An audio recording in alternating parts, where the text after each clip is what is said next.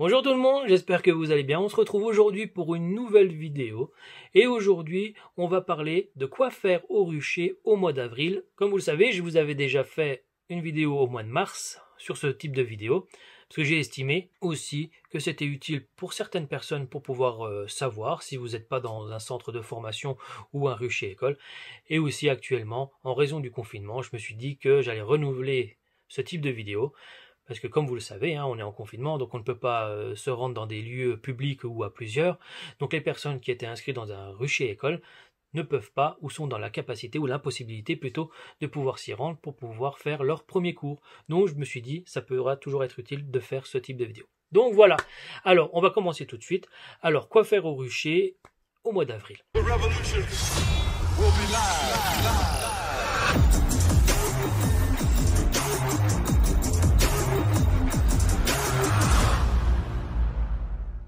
Il faut savoir qu'au mois d'avril, ça va être la période pour l'apiculteur qui va être la plus active.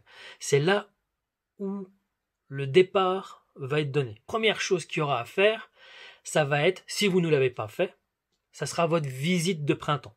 Normalement, le mois d'avril, c'est vraiment la période propice pour faire réellement sa visite de printemps. Enfin, attention plutôt à prendre bien en compte ce que je suis en train de dire. Forcément, tout dépendra de la région où vous allez vous trouver. Un apiculteur qui se situe à Nice, Montpellier ou Bordeaux n'aura pas les mêmes conditions que quelqu'un qui est à Brest, Lille ou Strasbourg. Donc forcément, faites attention et prenez bien en compte. Dans le sud, par exemple, la visite de printemps, il y a longtemps qu'elle est faite. Ils sont déjà même en train de récolter leur premier miel. Donc voilà, et il faut vraiment bien tout prendre en compte. C'est vraiment pour l'extrême sud, d'accord ? Il y a beaucoup d'autres personnes, on va dire la majorité des Français, où la visite de printemps n'a pas été encore possible de faire. Comme moi actuellement, qui est centre-Alsace. Actuellement, ça sera donc le moment propice pour faire votre visite de printemps. C'est ce qui va permettre à l'apiculteur de pouvoir se donner une idée de sa colonie. Que ça soit au niveau sanitaire, que ça soit au niveau de la force de la colonie, en fonction de ce qu'il aura vu dans sa ruche, c'est par rapport à ça qu'il va prendre des décisions. Il va retirer les partitions isolantes. Si vous êtes sur une partition isolante, par exemple, c'est le bon moment aussi, avec les premières mielées, parce que le colza va arriver aussi. Si vous avez des cadres à cirer, de faire cirer vos cadres. Attention, prenez bien en compte ça. C'est pas au mois de juillet qu'il va falloir commencer à faire cirer vos cadres. C'est actuellement ou aux premières mêlées qu'il va falloir penser à mettre vos cadres pour les faire cirer. Ça va être aussi le bon moment, en fonction de ce que vous aurez décidé et de ce que vous aurez conclu dans votre cheptel, quelle ruche va partir en production. Forcément, ça sera des ruches qui seront extra fortes. Quelle ruche aussi vous aurez sélectionné, par exemple, pour faire des divisions pour augmenter votre cheptel. Et aussi, en fonction des ruches que vous avez, il y aura peut-être certaines ruches où vous aurez encore pas mal de réserves. Attention, je tiens bien à préciser quand même, parce qu'on voit beaucoup de personnes qui ont bien hiverné leur ruche, puisqu'ils ont bien nourri au sirop, donc au mois de septembre, donc elles ont super bien hiverné. Le problème qu'il va avoir, c'est quand on va arriver ici, si vous avez encore un ou deux cadres de nourriture dans votre corps, il faut bien savoir que ces réserves-là ne sont pas du miel, mais c'est tout simplement un stockage de sirop. Si vous allez mettre ces ruches-là en production avec des cadres ici de sirop, il se peut que les abeilles montent le sirop qu'il y a ici, qu'il y a dans le corps, pour les monter dans les hausses. Voilà, c'est juste à titre indicatif. Donc faites bien attention à ça. Il est préférable, par exemple, au moment où vous allez mettre vos ruches en production, de se dire, voilà, je retire les cadres de réserve qui sont dans cette ruche-là, je lui remets par exemple 2 cires gaufrées aux extrémités, et les cadres de réserve-là, je les réserve pour les essaims que j'aurai prévu après, pour la suite. Vous avez décidé de faire des divisions, profitez des cadres de réserve que vous avez là, qui ne sont pas forcément, on va dire, adaptés pour une bonne mielée pour votre récolte de miel.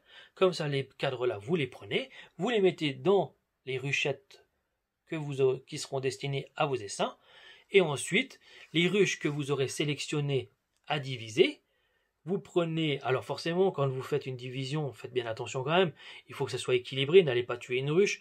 Je sais pas, allez, par exemple, vous avez 6 ou 8 cadres de couvain, bah, je sais pas, moi, vous prenez 3 cadres de couvain dedans, vous la mettez à côté dans la division, et vous laissez 4 cadres de couvain dans la ruche d'origine. Vous mettez les 3 cadres de couvain un peu couvain fermé et couvain ouvert pour que ça soit bien équilibré, avec cadre de pollen et cadre de réserve, une cire gaufrée, une partition, et voilà, vous avez votre ruche. Ça sera beaucoup mieux comme ça. En tout cas, voilà ce que vous pouvez faire au printemps. Ce sera le moment là qu'il va falloir le faire. Si il n'y a pas un apport assez important, si vous n'avez pas de mielée vraiment importante, sur les jeunes essaims là, nourrissez au sirop ou apportez un peu de pollen aussi. Il faudra bien savoir aussi que pour l'apiculteur qui a mis ses ruches en production, comme vous pouvez le voir dans certaines vidéos, le colza va commencer et commence à fleurir. Donc il va bien falloir amener vos ruches sur le colza, si vous décidez de faire du colza. Bien sûr, je ne parle pas du pour et du contre du colza. Si vous les amenez, si vous transhumez sur du colza ou si vous avez du colza dans l'aire de butinage de vos abeilles, n'hésitez pas à mettre des hausses directement sur vos ruches. Attention, si vous avez des ruches avec le corps qui est faible, sans abeilles, ou que les abeilles ne remplissent pas tout le corps, ça sert à rien de mettre une hausse, elles vont jamais monter le miel. Donc ça sert à rien. Ou si vous voulez qu'elle monte le miel, il va falloir bien resserrer votre ruche et puis mettre une hausse dans l'espoir d'avoir un peu de miel monté. Quand c'est comme ça, on resserre un peu, comme ça elles se sentent un peu confinées et puis tout le surplus elle le monte. Mais bon, le principal c'est d'avoir, et dans la logique des choses, c'est d'avoir un corps blindé. Ça sera aussi pendant ce mois-là que vous allez mettre vos premières hausses sur une ruche qui est forte et en bonne santé. Il faut savoir aussi, qui dit mielé, dit que vos colonies vont se développer rapidement. Une mielée de colza, il n'y aura rien de tel pour booster vos colonies. La reine va se mettre à pondre et il va avoir aussi, attention, qui dit mielée dit ponte, qui dit ponte dit essaimage. Donc c'est à partir de là qu'il va bien falloir faire attention aux essaimages. Si vous êtes des personnes qui récupèrent des essaims dans la nature, ça sera aussi le moment pour pouvoir récupérer des essaims. Alors, malheureusement, je dirais malheureusement que pour cette année, ça ne risque pas d'être très fructueux pour vous, pour les personnes qui récupèrent les essaims dans la nature, parce que tout simplement, souvent, c'est les gens qui nous appellent pour aller récupérer un essaim dans leur jardin, et bien actuellement, ça ne sera pas possible. Donc, à part mettre une ruche piège, c'est ce qui sera peut-être possible à faire, comme les essaims seront peut-être dans la nature, blinder vos anciennes ruchettes que vous n'utilisez pas avec des vieux cadres de couvain, avec peut-être un peu d'attiressin. Mais bon, la propolis normalement, puis le couvain qui a déjà été utilisé, normalement elles sentent ça et puis elles vont venir toutes seules. Mais bon, en tout cas, il y aura peut-être la possibilité de récupérer un peu plus d'essaims dans les ruchettes. Peut-être. Pour les débutants, ce que je vous conseille de faire, par exemple, c'est de profiter de la situation. Je dis bien pour les débutants, je ne rentre pas dans les termes techniques et on va dire de qualité, mais tout simplement pour un débutant, pour pouvoir commencer à avoir ses propres essaims et pour pouvoir multiplier. Après, il passera peut-être à la suite par de la qualité. Mais ce que je vous conseille de faire, si vous venez d'avoir votre premier essaim par exemple, et que vous voyez que votre essaim va essaimer, que votre colonie va essaimer, forcément vous allez retirer des cadres délicatement et peut-être que vous allez vous retrouver sur chaque cadre avec, je sais pas moi, peut-être 2-3 cellules royales sur chaque face. Il faut savoir que chaque cellule royale est une reine potentielle. Tout dépend ce que vous avez décidé de faire. Si vous avez décidé de faire, je sais pas moi, vous avez 2 ruches, si vous avez décidé, parce que c'est votre première année, vous avez décidé de faire du miel pour avoir votre consommation personnelle et que ça ne vous intéresse pas plus que ça de développer votre cheptel, là il faut gratter toutes les cellules royales pour garder votre essaim pour qu'il vous fasse un maximum de miel. Donc là forcément, le problème ne se pose pas. Par contre, si vous avez décidé de vouloir développer votre cheptel et pas forcément avoir de miel, ou très peu, moi ce que je vous conseille de faire, c'est que les cadres que vous aurez trouvés avec des cellules royales, eh bien en fin de compte, c'est de prendre ces cadres avec ces cellules royales et de faire des essaims avec. C'est une bonne façon, on va dire, gratuite de faire des essaims. C'est ce qu'on appelle tout simplement faire un essaimage artificiel. Alors attention, en faisant cette technique, c'est pour ça que je vous disais ça tout à l'heure, c'est qu'avec cette technique, vous allez tout simplement refaire des rennes sous une souche qui est déjà essaimeuse. Donc vous allez tout simplement développer le caractère essaimeur. Donc forcément, l'année d'après, ces rennes-là, vous aurez certainement de fortes chances d'avoir aussi des essaimeuses. Voilà, je vous le dis, mais en tout cas, voilà, je trouve que c'est une bonne manière de pouvoir faire des essaims. En tout cas, si vous avez ça, vous mettez le cadre avec des cellules royales, vous mettez un autre cadre de couvain à côté, on va dire mixé, un cadre de nourriture, un cadre de pollen, une partition, vous mettez ça dans une ruchette, et hop, basta, c'est parti. En fonction du nombre de ruches que vous avez, que vous pouvez prendre, faites ça avec beaucoup de cadres où vous avez des cellules royales, ça vous permettra de pouvoir développer vos essaims. Vous laissez faire, les reines elles vont sortir, elles vont aller se faire féconder, elles vont revenir, ça vous fait des nouveaux essaims. C'est gratuit, ça coûte pas cher, c'est la nature, c'est comme ça. Après, tout simplement, la qualité, on va dire quand je parle de qualité, la qualité elle peut être très bien, tout simplement. Sauf que, après les apiculteurs, on recherche aussi des fois certains caractères qu'on veut avoir, qu'elle soit pas essaimeuse, qu'elle soit douce, qu'elle soit bonne productrice de miel. Donc on va essayer et on va retirer tous ces caractères qu'on ne maîtrise pas, des abeilles qui vont se faire féconder dans la nature qu'on n'aura pas dirigé. Donc voilà. Je vais parler aussi d'un truc qui peut en froisser certains, que je trouve pas utile non plus. Après, chacun fait comme il veut. Il faut savoir aussi que beaucoup d'apiculteurs, ça je vous en avais déjà parlé aussi dans l'autre vidéo, vont pratiquer la stimulation. Alors comme je vous l'ai dit tout à l'heure, attention, la stimulation doit savoir se faire aussi. C'est pas le tout de faire de la stimulation, et en fin de compte vous ne savez pas doser votre sirop, vous en mettez dans les ruches.